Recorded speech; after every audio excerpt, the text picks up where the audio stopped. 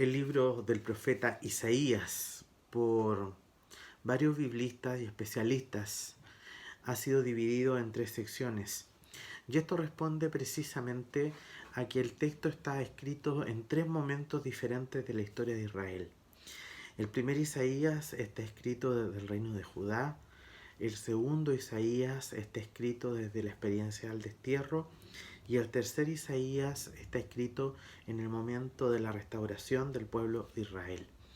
Y específicamente el día de hoy, terminando esta serie de los profetas, quiero detenerme en el segundo Isaías, que son los relatos del destierro. Los relatos del destierro, que se encuentran entre el capítulo 40 y el 55 de nuestras Biblias. Y quiero compartir el versículo 1 y 2 del versículo 40. Dice así el profeta: Consolad, consolad a mi pueblo, dice vuestro Dios. Hablad al corazón de Jerusalén. Decidle a voces que su tiempo ella cumplido, que su pecado está perdonado, que doble ha recibido de la mano de Jehová por todos sus pecados. El pueblo de Israel se encuentra en este momento en un momento muy neurálgico y lo primero vive la experiencia de la crisis del destierro, que ya lo había mencionado, que el pueblo está sufriendo lejos de su tierra, siendo esclavos, entre comillas, del imperio babilónico, y en medio de todo aquello, en medio de toda desesperanza, de toda crisis, de toda angustia, por lo visto, las seguridades materiales en este momento de la historia, todas habían desaparecido.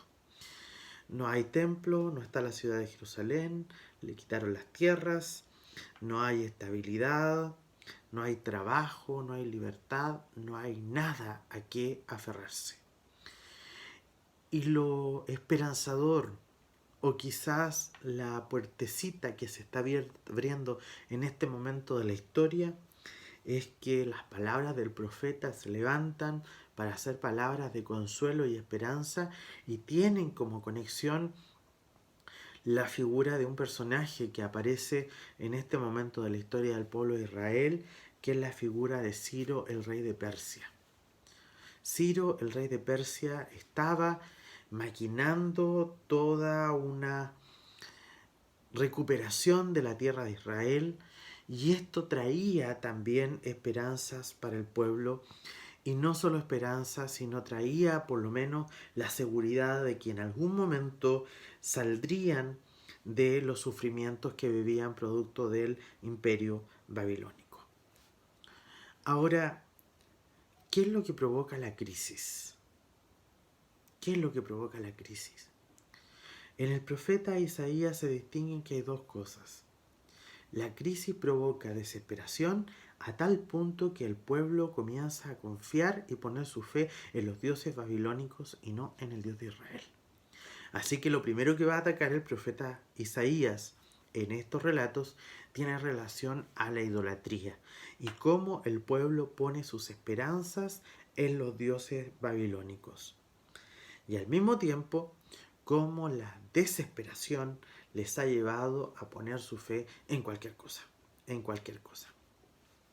Ahora, el segundo Isaías, o estos capítulos que se encuentran entre el 40 y el 55, por primera vez en la Biblia se usa el concepto evangelio, el concepto buena noticia. Y va a ser la palabra del profeta Isaías que va a declarar la buena noticia de Dios en medio de un momento de desconsuelo. Es por eso que esta parte del profeta Isaías se denomina el libro de la consolación de Dios. Y no es porque sí nada más, sino que efectivamente el profeta da un mensaje de consuelo para el pueblo de Israel. Lo interesante de esta historia es que aparecen personajes como el rey Ciro que no eran parte de la historia corriente del pueblo de Israel. Pero el rey Ciro va a ser el instrumento que Dios va a utilizar para que el pueblo de Israel recupere la esperanza. Y ante eso, los siervos de Yahvé, como en este caso el profeta Isaías, tienen la misión de mantener viva la fe del pueblo en este momento de crisis. Entre el capítulo 42 y el capítulo 53 de Isaías hay cuatro cantos. El primer canto tiene relación a cómo Dios llama y nos presenta a su siervo, la imagen del siervo sufriente. El segundo canto, que está en Isaías 49, el siervo pueblo toma conciencia de la misión que tiene. El tercer cántico, que está en el versículo 50, el pueblo es servidor, aguanta la lucha y la resiste. Y el cántico 4, que es el capítulo 52 y el capítulo 53, el pueblo, siervo de Dios, padece estar caído, pero es levantado y sostenido por la mano de Dios. Hay un texto que me gustaría compartir a propósito de esta última declaración, ya que los cuatro cánticos de este segundo Isaías terminan con una palabra de bastante confianza y esperanza que pudieron haber sido las palabras de consuelo que el pueblo percibió con mayor fuerza en este momento de la historia. Dice así el profeta Isaías. Isaías 50 del 4 al 9. Jehová el Señor me dio lengua de sabios, para saber hablar palabras al cansado. Despertará mañana tras mañana, despertará mi oído para que escuche como los sabios. Jehová el Señor me abrió el oído, y yo fui rebelde y me volví atrás. Di mi cuerpo a los heridores y mi mejilla a los que mesaban la barba. No aparté mi rostro de injurias y disputos. ¿Por qué Jehová el Señor me ayuda? No me avergoncé. Por eso he puesto mi rostro como un pedernal, y sé que no seré avergonzado. Muy cerca de mí está el que me salva. ¿Quién condenará conmigo? Juntémonos. ¿Quién es el adversario de mi causa? Acérquense a mí. He aquí que Jehová el Señor me ayudará. La palabra del profeta viene a ser un llamado a aprender a vivir sabiamente en medio de la crisis. Y aquí Isaías dice, deseo que el Señor me dé lengua de sabio y me dé un oído de sabio para hablar y para escuchar cosas de sabios. Y siento que en medio de la crisis que vive el pueblo, el aprender a vivir con sabiduría fue una clave para la restauración del pueblo de Israel. Y creo que aquí en este texto hay varias palabras de confianza. Yo a lo menos identifico 3 y quizás hay muchas más. Isaías dice, porque Jehová el Señor me ayuda. Muy cerca de mí está el que me salva. Jehová el Señor me ayudará.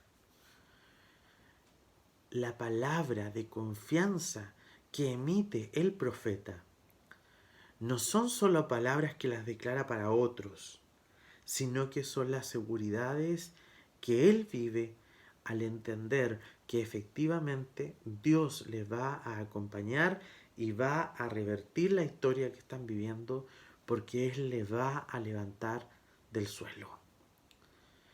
Quiero llevarles a la reflexión solamente con 2 preguntas. ¿A dónde nos lleva la desesperación? ¿Nos lleva a buscar, a creer en otras cosas? ¿Nos lleva a desanimarnos? ¿Nos lleva a deprimirnos?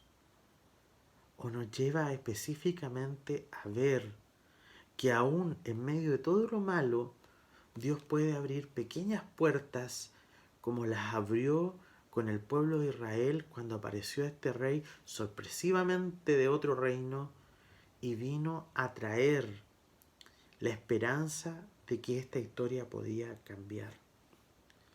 Y lo segundo, ¿somos capaces de descubrir en este tiempo que Dios también nos invita a seguir viviendo con sabiduría? ¿Es usted una mujer sabia, un hombre sabio? ¿Le ha pedido usted a Dios ese bendito don que en palabras de Isaías nos hace tener una lengua de sabios y también oídos de sabios? Que el Señor nos bendiga y a través de su palabra nos inspire para seguir proclamando la esperanza en medio de estos tiempos de crisis.